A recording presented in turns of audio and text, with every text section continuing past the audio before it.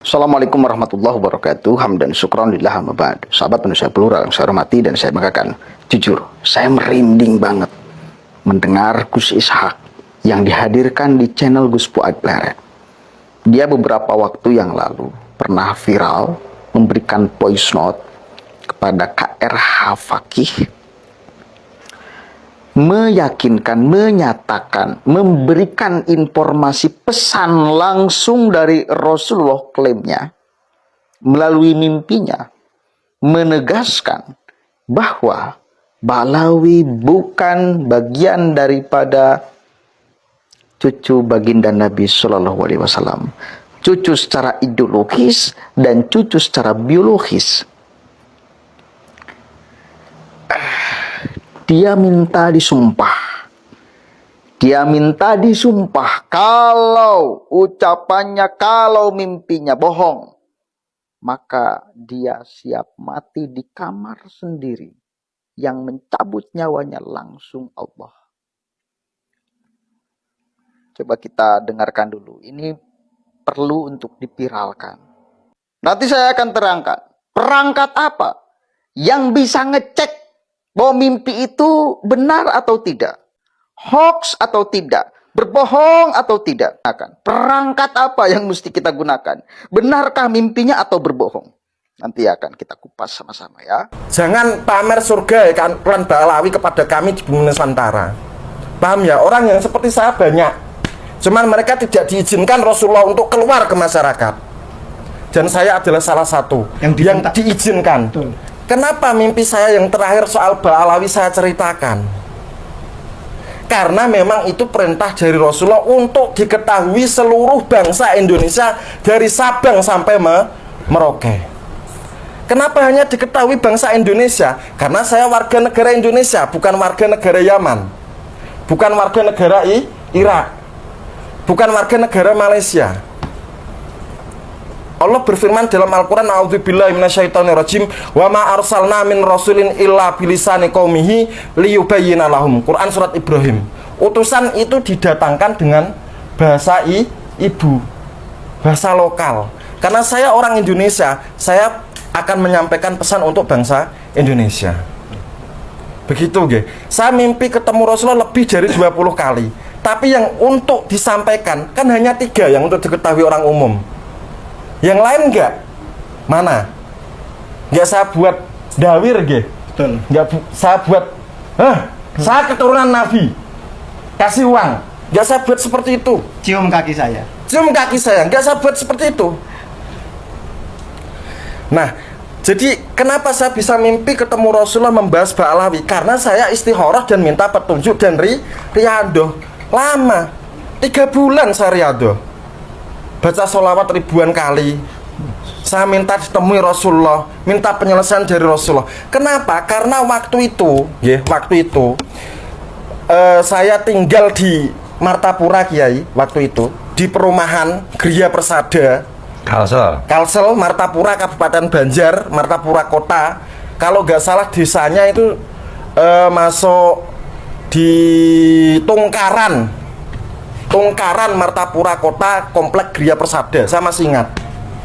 Nah, di situ ketika waktu menjelang Idul Fitri, ya diingat-ingat ya, menjelang Idul Fitri ada gerhana matahari. 3 hari menjelang Idul Fitri atau 2 hari. Dan saya karena dikasih sedikit Allah pengetahuan tentang falak, saya menghitung. Waktu itu saya mendengar tesis Kiai Imaduddin Utsman viral di YouTube pertama kali bagi saya, bukan bagi bangsa Indonesia. Waktu itu bertepatan dengan gerhana. Saya menghitung kemana larinya percaturan Ba'alawi dan Kiai Imad ini. Dari hitungan falak itu, Kiai, telah diketahui bahwa selama ini bangsa Indonesia telah dibodohi oleh klan Ba'alawi. Ditipu mentah-mentah. Dan di situ saya menghitung ada 3 kasus besar yang akan terbongkar. Yang pertama, pembodohan klan Ba'alawi yang mengaku dzurriat Nabi padahal bukan. Yang kedua, kasus emas di Kementerian Keuangan 109 triliun baru diungkap sama Prof Mahfud. Yang ketiga, soal rekening bongsor dana Ponpes Al Zaitun. Itulah yang terungkap setelah gerhana. Paham nggih? Nah, di situ kemudian apa benar ini hitungan falak saya? Saya beristikharah. Sampai akhirnya saya ketemu Rasulullah Muhammad dengan ciri-ciri beliau yang ada di kitab Syama'il Muhammadiyah dan Sahih Bukhari. Seperti misalnya nggih, tingginya tidak tinggi dan tidak rendah. Rambutnya bergelombang. Suaranya lembut dan tidak pernah membentak atau meninggi. Kalau berhadapan dengan beliau, seluruh ilmu akan hilang, terserap, dan ya mendadak bodoh lah. Seperti itu. Kemudian tangannya berbau minyak ambar. Pernah apa enggak yang mendustakan mimpi saya disuapi Rasulullah dengan roti dengan bau tangan beliau yang berbau parfum ambar? Tahu parfum ambar apa enggak? Kemudian rambut beliau yang hitam, yang seakan-akan berminyak terus, ada tetesan air walaupun bukan, tidak diminyaki. Kemudian wajah beliau yang kotak dan rahangnya tegas terlihat, dengan jenggot yang tidak panjang seperti orang Wahabi kiai, tertata rapi. Dan beliau itu orang yang paling tawadhu yang pernah saya temui. Manusia yang paling tawadhu itu Rasulullah Muhammad. Nah, ketika bermimpi, karena saya memang istikharah, saya memang riyadhah selama 3 bulan, saya bertanya sama Rasulullah. Itu agak jauh kiai, itu jaraknya sekitar 3 meter waktu perjumpaan tanya soal Balawi pertama. Saya bertanya, ya Rasulullah, kaum Ba'alawi itu cucumu atau bukan? Keturunanmu atau bukan? Rasulullah Muhammad saya tanyai seperti itu. Karena mimpi berarti saya nggak bisa ngatur formatnya ya. Dalam mimpi saya bertanya seperti itu. Nah, kemudian Rasulullah menjawab, setiap umatku yang beriman kepadaku, asal mereka beriman kepadaku, saya anggap mereka keluarga. Tapi kalau kamu bertanya tentang Ba'alawi, mereka itu bukan dzurriyyatku. Dzurriyyat itu artinya apa? Dzurriyyat itu artinya keturunan biologis yang terlahir dari pernikahan dan membawa DNA atau genetika. Itu artinya dzurriyyat. Kenapa? Karena cucu, misalnya ada Ba'alawi di aku cucu Nabi. Cucu itu maknanya luas. Cucu ideologis kah? Cucu murid kah? Cucu angkat kah? Atau cucuan? Iya kan? Kalau Ba'alawi ada yang disebut Rasulullah sebagai cucunya, jangan bangga. Semua umat muslim dianggap cucu Rasulullah. Tapi dalam mimpi saya mengatakan bahwa mereka bukan dzurriyyatku. Tidak membawa darah Rasulullah. Tidak membawa darah dan tidak membawa gen DNA enggak. Kalau enggak percaya, Ba'alawi rame-rame tes DNA sana, cepat. Rasulullah mengatakan Ba'alawi bukan dzurriyyatku. Redaksi Rasulullah seperti itu. Nasab mereka munqati'un wa maudhu'un. Munqati'un, saya tanya sama sahabat saya, Sayyid Muhammad Ismail dari Jember, Pondok Bustanul Ulum, Mlokorjo. Dzurriyyatnya Kiai Sepo Mloko, dzurriyyatnya Sunan Kudus. Saya tanya, munqati itu artinya apa, Kak? Beliau jawab, munqati itu artinya terputus, tidak ada kaitan sama sekali, gak ada kaitannya Kiai, gak nyambung sama sekali, 100% gak nyambung. Wa maudhu'un, maudhu itu artinya apa? Dipalsukan, direkayasa, artinya kepalsuan, ditimpa lagi kepalsuan, ditimpa lagi kepalsuan, ditimpa lagi halusinasi, ditimpa lagi rekayasa beratus-ratus tahun. Itu artinya maudhu itu dipalsukan berkali-kali.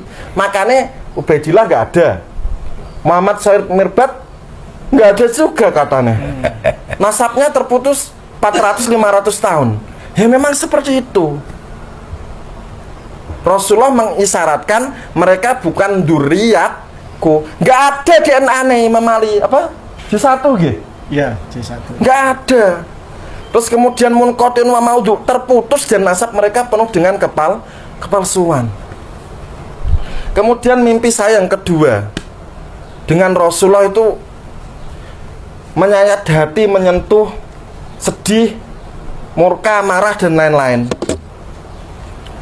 Kenapa seperti itu? Karena waktu itu saya mimpi ketemu Rasulullah itu di depan makam Sunan Kudus, Kiai.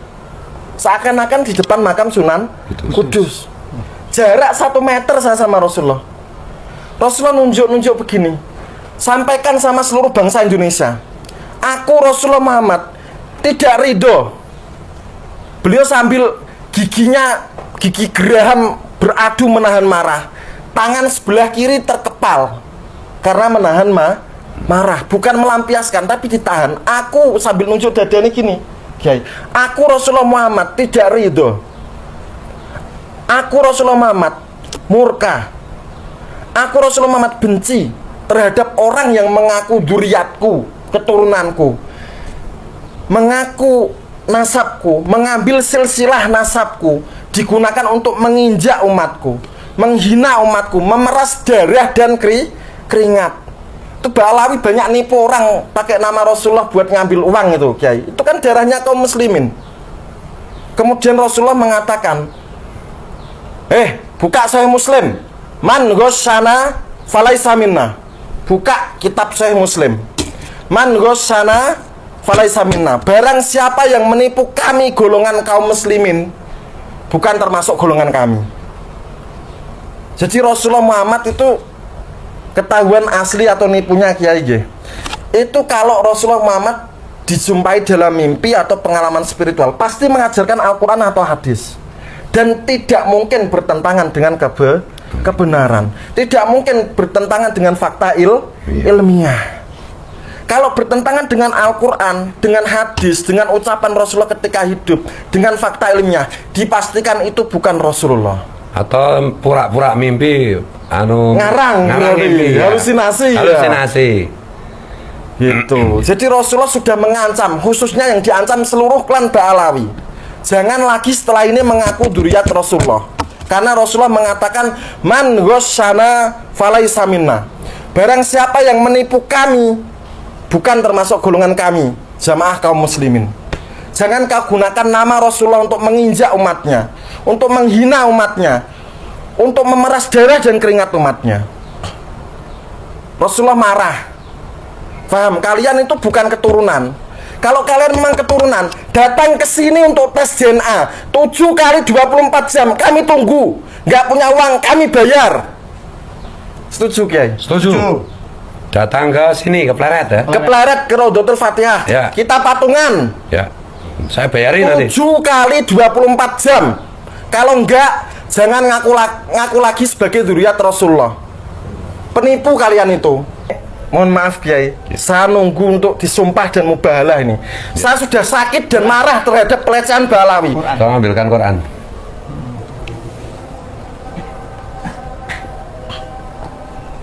Ya, ini sumpah gimana ini? Pak, apa itu? Mubahalah gimana itu nanti? Jadi kalau kepengen saya, Kiai, Ya. kalau saya berbohong, saya tidak diutus Rasulullah dan mengaku diutus Rasulullah. Ya. Nah, ini Quran ya. Bisa dilihat ya. Ini mau bermubahalah sekarang? Ya, silahkan. Oke. Saya sudah nunggu 2 minggu, Kiai. Oke, siap. Itunya, apa namanya itu? Ya. Cangkirnya. Ya. Bismillahirrahmanirrahim. A'udzubillahi minasyaitonirrajim. Bismillahirrahmanirrahim. Bismillah, wabillah, wa minallah, wa ilallah, wa fisabillah, wa ala millati rasulullah. Tawakkaltu Allah, la haula wa la quwata illa billah. Hasbiyallah wa kafa. Saya Muhammad Maulana Ishak, orang Kudus asli, kelahiran Kudus dan menetap di Kudus. Jika saya berbohong, mengaku diutus Rasulullah padahal bukan, jika saya tidak bermimpi berjumpa dengan Rasulullah dan mengaku bermimpi, jika saya berbohong dan mencatut nama Nabi dalam cerita voice note saya Muhammad Maulana Ishak Kudus siap dengan konsekuensinya. Yang pertama, 1. Mati dalam 10 hari di kamar sendiri, di rumah sendiri, biar tidak dibunuh orang, Kiai. Yang membunuh adalah Allah dengan tangan Rasulullah sendiri. Yang kedua, saya siap masuk neraka pertama kali di antara umat Rasulullah Muhammad. Dan saya siap untuk keluar dari neraka terakhir kali di antara kalangan umat Rasulullah Muhammad. Karena saya telah menyampaikan bahwa Ba'alawi munqati'un wa maudhu'un, nasabnya terputus dari Nabi dan penuh dengan rekayasa kepalsuan. Jika saya berbohong, mereka daya, mengaku-ngaku, menipu, mencatut nama Nabi demi kepentingan ketenaran dan lain-lain, saya siap menerima konsekuensi itu. Tapi jika saya benar, saya minta mataharinya klan Ba'alawi di Indonesia pecah, bulannya klan Ba'alawi di Indonesia pecah, buminya klan Ba'alawi di Indonesia pecah, dan kebobrokan kaum Ba'alawi dari Sabang sampai Merauke terungkap secara terang benderang. Juga mataharinya klan Ba'alawi di bumi, seluruh bumi pecah, bulan klan Ba'alawi seluruh bumi pecah, dan mereka akan terbongkar sebagai bukan dzurriyyat Rasulullah, bukan keturunan biologis dari Rasulullah. Cukup nggih atau perlu ditambah lagi? Dan seluruh umat Rasulullah mengetahui dan menyadari bahwa Habib-Habib Ba'alawi bukan dzurriyyat Rasulullah. Setuju, Kiai. Bagi pendukungnya, Nah, untuk pendukung para klan Ba'alawi, Anda telah berada di gerbong yang salah. Kalau seandainya mubahalah ini kemudian memakan panjenengan semua, karena saya mubahalah ini dengan alam, nggih, bukan dengan klan Ba'alawi, dengan alam. Wallahu ala ma naqulu wakil. Maka Anda akan menerima konsekuensi masing-masing. Silahkan lecehkan saya, silahkan bully saya, silahkan roasting saya sepuasnya. Allah mengetahui mana yang benar dan mana yang keliru. Siap. oke. Cukup ya iki. Nggih, Syahadat. cukup. Ya. Ditutup syahadat. Asyhadu an la ilaha illallah wa asyhadu anna Muhammadan abduhu wa rasuluh. Asyhadu an la ilaha illallah wa asyhadu anna Muhammadan abduhu wa rasuluh. Asyhadu an la ilaha illallah wa asyhadu anna Muhammadan abduhu wa rasuluh. Wah. Merinding banget saya mendengarnya, serius. Udah 2 kali saya mendengar itu, saya masih merinding.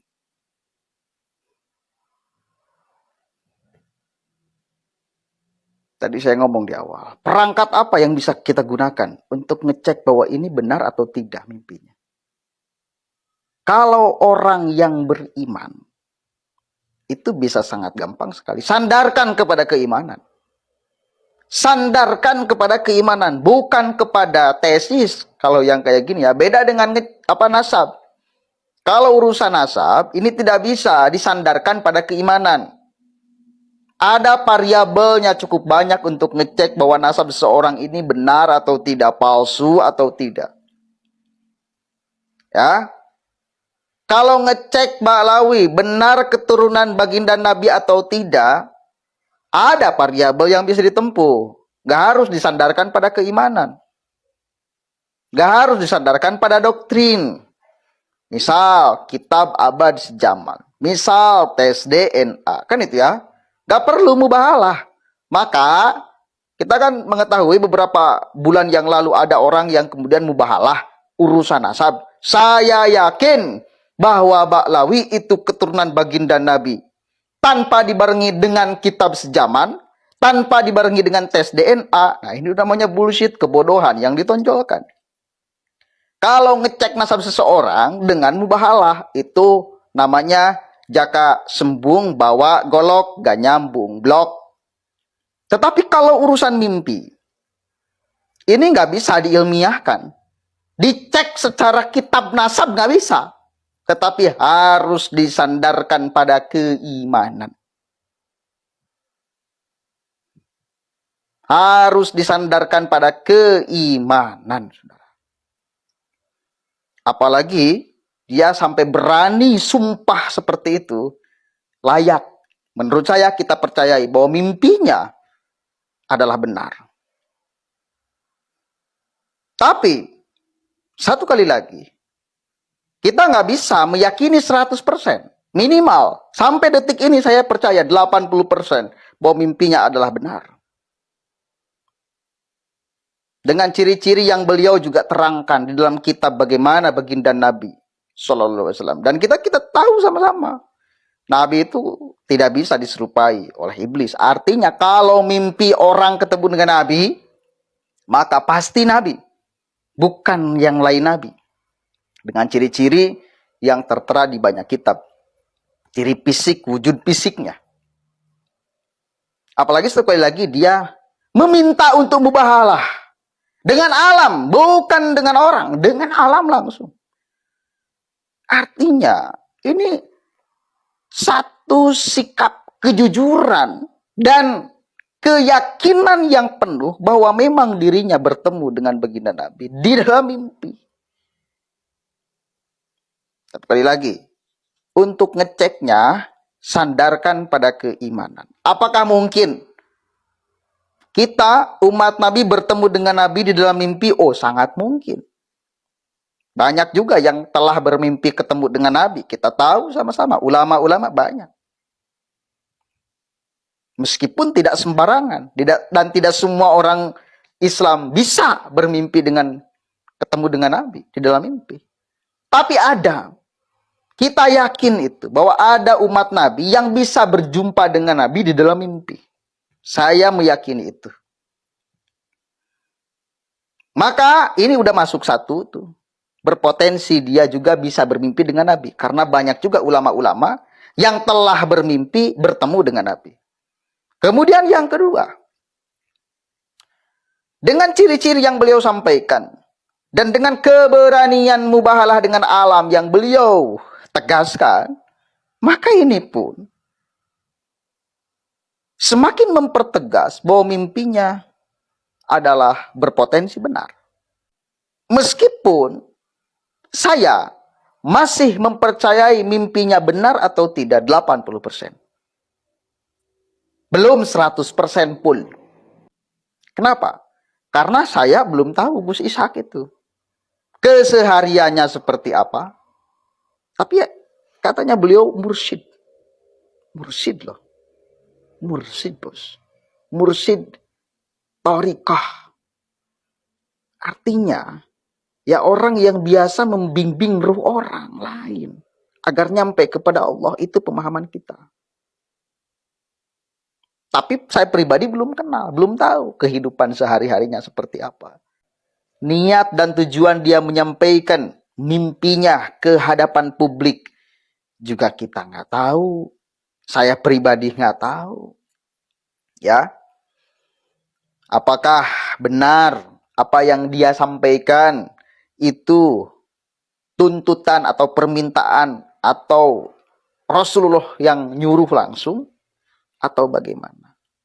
Karena saya pribadi nggak tahu kepribadian sehari-harinya seperti itu. Kalau saya tahu orangnya memang alim, orangnya memang jujur dan segala macam, lalu dia bermimpi seperti itu, boleh jadi ketika disampaikan ke hadapan publik, ya memang itu yang terjadi.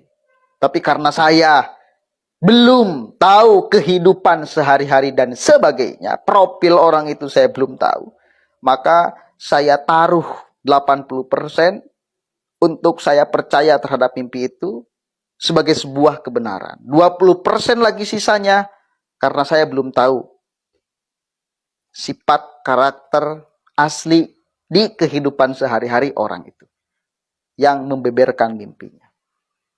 Tetapi kenapa saya taruh 80%? Ya karena dengan keberanian sumpah dengan alam ini. Salah satu yang saya dan orang itu kalau ngarang mimpi susah. Mimpi ini dikarang, disampaikan, dikarang, mimpinya ngarang. Apalagi orang Islam mencatut baginda Nabi itu berat loh. Dia sampai berani masuk neraka pertama kali bila mimpinya salah. Masuk pertama kali neraka. Dan keluar terakhir kali di umat baginda Nabi bila mimpinya salah. Ini kan konsekuensi yang sangat berat. Ya. Kalau memang dia berbohong. Jadi itu yang menjadi membuat saya 80% percaya kepada dia. Ada sisanya 20%. Masih peluang bagi saya ya. Mimpinya tidak sesuai atau mimpinya dusta. Kenapa? Karena saya tidak tahu kehidupan sehari-hari.